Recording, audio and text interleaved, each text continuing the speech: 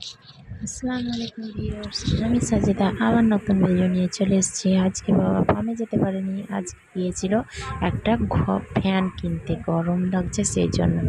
আমার দুই ছেলে দেখো, সন্ধ্যাবেলা হয়ে গেছে, দুই ছেলে বলছে চাউমিন খাবো মামা।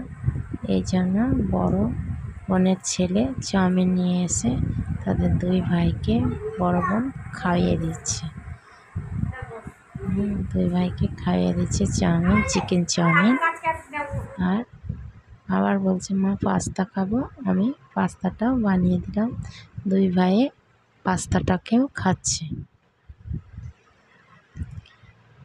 দুই ভাই পাস্তাটাকে খাচ্ছে।